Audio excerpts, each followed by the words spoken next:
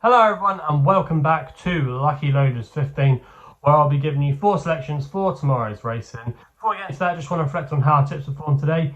In the end, it was a bit of a mixed bag. Our only winner of the day was Champ. I thought John Joe Neal gave him a good ride, taking him to the front. He got him into a good rhythm. Paisley Park did give us a scare at one point, but Champ just did enough to hold on. And if you got the 15 to 8 last night, that wouldn't have been a bad price there. There would have been a small raw fall because of Dash or Dresser, but it shouldn't have affected you too much. The other 2 selections, however, were disappointing. The Nat Beekstown, he looked like he was never going to win from an early stage. He could never get into a rhythm.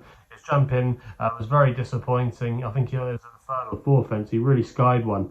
And yeah, I just thought, oh my God, he's not going to win here. And yeah, he just never was able to get into the race. And fair play to Paint Your Dream. He just loves Newbury. And he bounced back to form and got a nice win there. So yeah, if you backed him, fair play to you there. The other horse we put up, Pylon, was very outpaced early on down the back straight, and he got pulled up very disappointing there, and just never figured. But yeah, that's the way it went today. But fingers crossed we can have a better day tomorrow. Like I say, I've got 4 selections for tomorrow's racing, and we're going to be going to Newbury for the first one of them in the 120, the Sir Peter O'Sullivan Memorial Handicap Chase. I'm going to go with the previous winner of this race, and that is Captain Nord, who's currently available at 17 to 2. William Hill from 4 places on this race.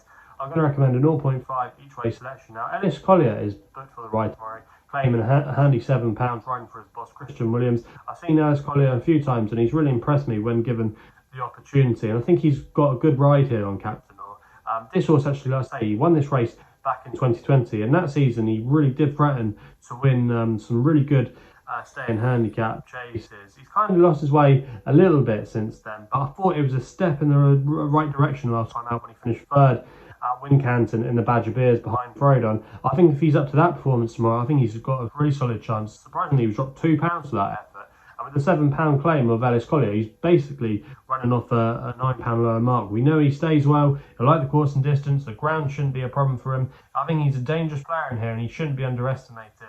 And I think he can go seriously close. I didn't think it was a particularly strong race. I think those at the top of the market could be vulnerable. And Captain Nord, with that promising run last time out behind Frodon, I think he's more than capable of going close.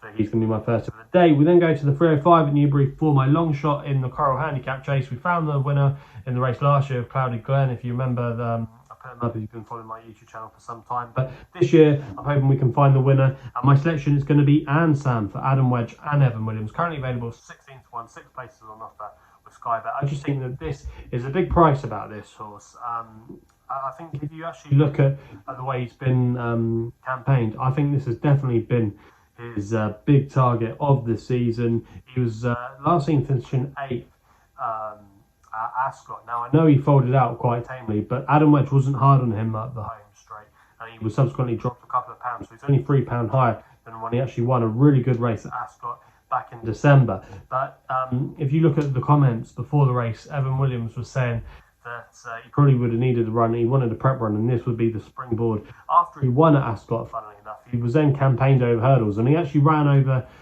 hurdles over this kind of trip at Newbury in the spring, and he was a good winner that day. He'll probably be ridden as well handily, which is what I want him tomorrow. I don't want to be coming too far from off the pace.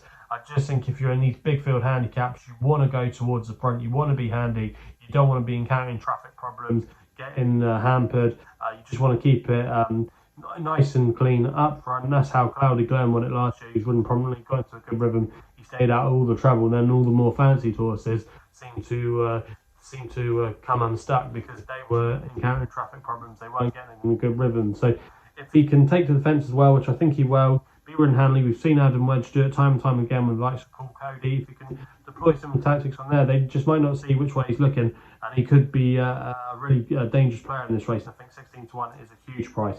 We then go to my nap of the weekend, which runs in the 325 at Newcastle, the rehearsal chase there. I'm going to go with an old favourite of mine, I Write, for Craig Nicol and Harriet Graham and Gary Rutherford. Currently available at 5 to 1 with most firms. Going to recommend, like I said, a 1 point win bet here. I Write won this race last year for a mark of 151. He is now £6 higher, but I thought he shaped very encouragingly last time out in a decent contest at Kelso behind a horse of Bruce Jefferson's called Sounds Russian. I think he's going to be a horse to follow in handicaps this season, but it was a good performance by I Write. This probably was his target to get him spot on.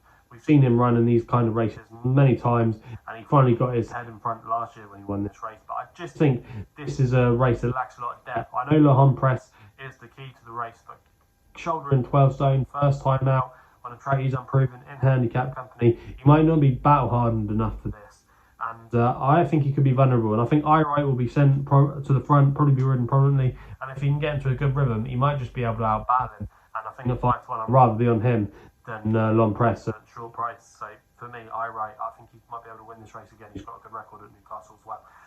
We then go with my next best of the day, which runs in the last at Newbury, the 340. I thought Amarillo Sky should take all the beating here for Brendan Powell and Joe Tizard. Brendan Powell actually had a fall today in the first race, unfortunately, and yeah, he was stood down. But yeah, it'd be interesting to see who rides. But whoever rides him, I think will be given a gift of a ride here. Currently available 6-4. Was a good winner last time out at Cheltenham. Was ridden handily, up on the pace, liked the good ground, so the drying out ground shouldn't be a problem. He won over this course and distance the last time out. I know he's going to have to shoulder top weight off 144, but I think he's the class act of the race. I think if there was a horse in here that could potentially cut it in a graded race and give a bold show, I think it's him. He's still only a 6-year-old.